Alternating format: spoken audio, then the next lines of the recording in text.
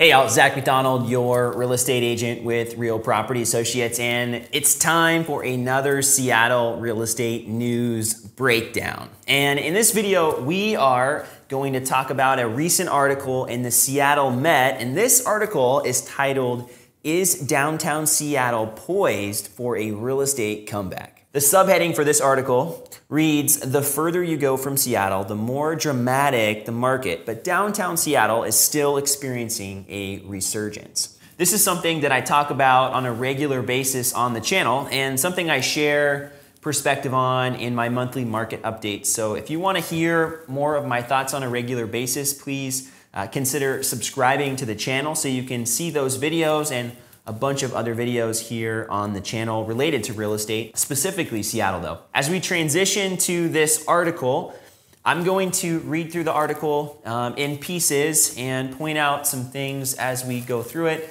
and then I'll add a little bit of commentary here at the end, which is custom for these news breakdowns if this is your first time watching. The article begins, "A lot of trends that have been going on since the pandemic lockdowns first started are continuing. A central location is less of a priority and the suburbs are heating up more than ever.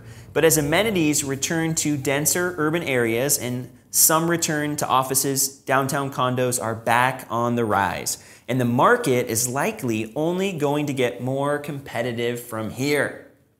Wow, that's an exciting way to start off the article.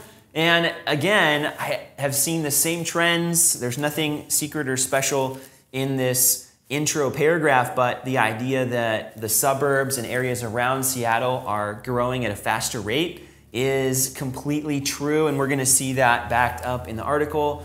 And the idea that downtown condos and downtown life is starting to heat up is also true. So I'm excited to continue going through this article with you. Let's jump ahead slightly and talk a little bit about the data in this article. So pockets of King County are building momentum, but prices in the outlying areas are growing a lot faster, a trend that started far before the pandemic but increased as buyers turned away from the city. True.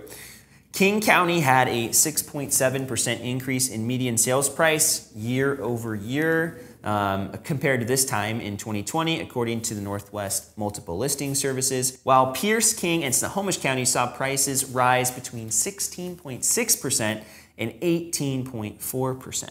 Pretty much everywhere is on fire in those three counties. And I'll stop there. I think pointing out that Pierce, Kitsap, and Snohomish counties have been growing at a faster rate than King County is important. The reason it's important is because King County itself is a large part made up by Seattle. Seattle is maybe not the majority of houses in King County, but it's close to the majority. It's a large percentage. And so the stats in Seattle and the data in Seattle is going to have a really big impact on how the rest of the numbers look. Specifically in the most recent stats that we saw, and this would have been from September 2021 stats, Seattle's median sales price barely got up over 4% year over year.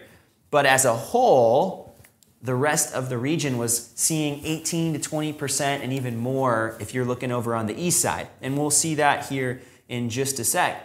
But a lot of King County itself was growing at a very similar rate to these other counties, but because of Seattle, it was being held back a little bit. Let's jump back into the article here, and we're gonna fast forward a little bit just to some more commentary on the prices in King County. And similarly to what I just said, the author here says, price-wise, most of King County hotspots are outside of Seattle. The east side saw a 22.6% increase in sales price, especially concentrated in Newcastle and Issaquah area and in Kirkland.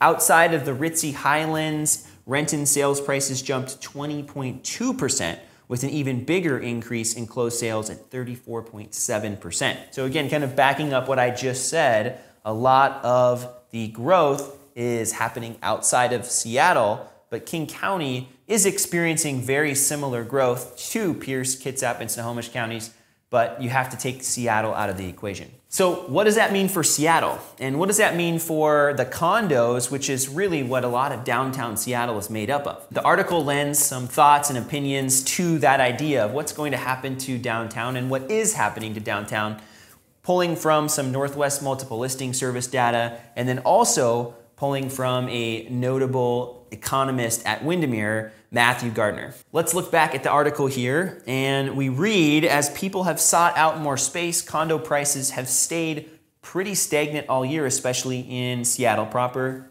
Definitely true. They went backwards a little bit last year, so it's nice to see them remain stagnant. But as many reasons to live in downtown come back, offices, entertainment, bars, restaurants, moneyed buyers are flooding back. It pointed out here as well that there were quite a few people that started to jump in when they realized that they could affordably purchase a condo in Seattle. And most of that's past at this point, but there was a good opportunity for people for a little bit to purchase a condo in Seattle if they were willing to take on that risk that maybe some people weren't, which was, what's gonna happen? Like, is it gonna keep getting worse or is it gonna get better?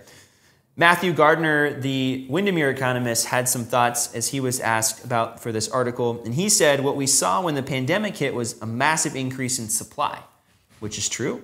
There were a lot of concerns that people were just going to be fleeing downtown because of coronavirus, and that was going to cause a collapse in the market. When condo prices started to adjust in response to high inventory and low demand, he notes something different happened. He says, I think there were a lot of people that before the pandemic had always wanted to move downtown, but they couldn't afford it. And all of a sudden, we started to see that the price change occurring, all of a sudden they could, and that demand got backfilled.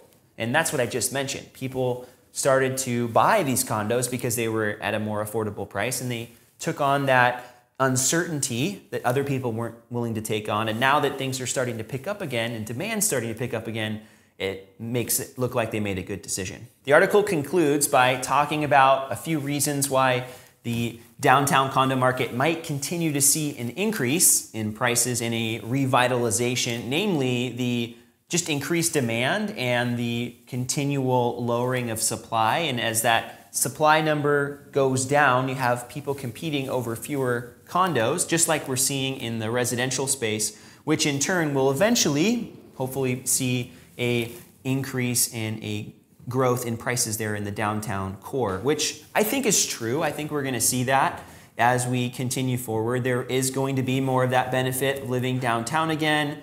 I think that there are still reasons that people want to live in Seattle, and some of those people that couldn't afford to live there were able to get in there. And then I think we're going to continue to see more and more people going back to the office, maybe in a hybrid setting, but just even that convenience of being downtown is still an appeal. There are also a few other things the article talks about, like people wanting to buy beach houses and moving even farther out, and talking about rental prices going up a little bit. Some of that is super relevant to downtown real estate making a comeback, so maybe a little bit of a tangent. The rental piece, I think, is maybe relevant. The data they were talking about on the rental front is hit and miss. Rental data is a little bit harder to gather than the sales data, and it looks like prices are up 12% or so in the city, and we're seeing that same kind of growth and even more as we get outside of the city. So people are definitely being pushed in their budgets as far as it comes to rentals, and I think that we're going to continue to see that. And it's just because there's so many people that want to live in this area, and the supply of rentals isn't keeping up. As we wrap up this article, I do want to say I think that downtown Seattle is going to make a comeback. I think this article makes some great points to consider in this conversation. I think the movement of people outside of the city is going to continue. I don't think that people are necessarily going to all of a sudden not care about having more space or dedicated office space at their home or a little bit bigger yard, but there are still plenty of people that don't care about those things that will want to be in the city, and I think that trend's going to continue.